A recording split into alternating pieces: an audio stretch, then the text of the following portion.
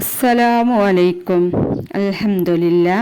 ഇൻഷാ അല്ലാ ഇന്നത്തെ ക്ലാസ് ഞാനിവിടെ പറയാൻ പോകുന്നത് നമ്മൾ രാത്രി ഭക്ഷണമൊക്കെ കഴിച്ച് കിടന്നുറങ്ങാൻ പോകുന്ന ഒരു സമയമുണ്ടല്ലോ, ആ സമയത്ത് നമ്മുടെ നിസ്കാരമൊക്കെ കഴിഞ്ഞ് വുളുവൊക്കെ എടുത്ത് നമ്മൾ കിടന്നുറങ്ങാൻ പോകുന്ന ആ ഒരു സമയമുണ്ടല്ലോ, ആ സമയത്ത് നിങ്ങളുടെ മനസ്സിലുള്ള ആഗ്രഹങ്ങൾ സാധിക്കാൻ വേണ്ടി നിയ്യത്താക്കുക. നമുക്കൊക്കെ ഒരുപാട് ആവശ്യങ്ങളും ആഗ്രഹങ്ങളൊക്കെ ഉള്ളവരാണ് ഓരോരുത്തരും. ഞാൻ പറയുന്ന ഈ സ്വലാത്ത് 11 പ്രാവശ്യം നിയ്യത്താക്കിയിട്ട് നിങ്ങൾ ഓരോരുത്തരും ചൊല്ലി നോക്കുക. ഇത് ചൊല്ലേണ്ട സമയം നമ്മൾ കിടന്നുറങ്ങാൻ പോകുന്നതിൻ്റെ ആ തൊട്ട് മുമ്പുള്ള സമയത്ത് നല്ല മനസ്സോടുകൂടി ശുദ്ധിയോടുകൂടി വളരെ തെക്കുവയോടുകൂടി നാളെ നേരം വെളുക്കുമ്പോഴേക്കും എൻ്റെ റബ്ബ് എൻ്റെ ആവശ്യം നിറവേറ്റിത്തരും എന്നുള്ള ഒരു ആത്മാർത്ഥതയോടുകൂടി ഇത് വളരെ തെക്കുവയോടുകൂടി ഇത് ചൊല്ലുക.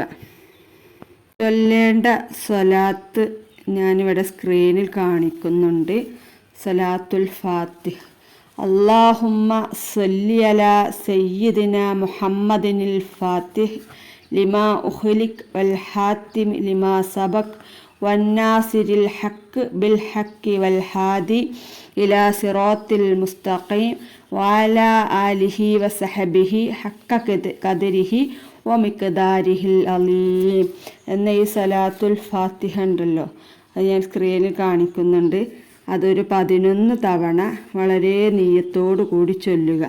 ഇത് ചൊല്ലുന്ന സമയത്ത് നമ്മുടെ മുത്ത് നബിയുടെ ഹളറത്തിലേക്കാണ് ഇത് ചൊല്ലുന്നത് എന്നുള്ള ഒരു ആത്മാർത്ഥതയോടുകൂടി നമ്മളിത് ചൊല്ലുക. ഈ സമയത്ത് നമ്മൾ മറ്റുള്ള എല്ലാ കാര്യങ്ങളും മാറ്റിവെക്കുക.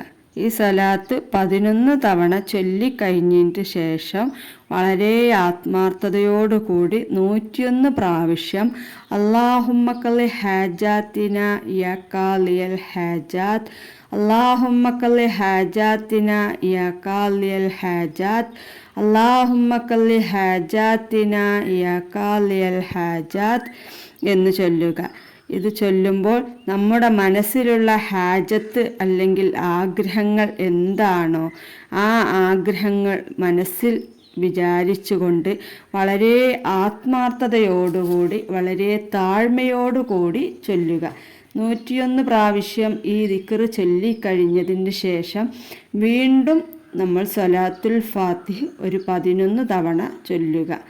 ഈ രൂപത്തിലെല്ലാം ഇത് സലാത്തും ദിക്റും വീണ്ടും 11 തവണ സലാത്തുൽ ഫാത്തിഹും ചൊല്ലിക്കഴിഞ്ഞിട്ട് അള്ളാഹുവിനോട് നമ്മൾ ഇരു കൈകളും മേൽപോട്ടുയർത്തി നമ്മൾ അള്ളാഹുവിനോട് ആത്മാർത്ഥമായി ചോദിക്കുക.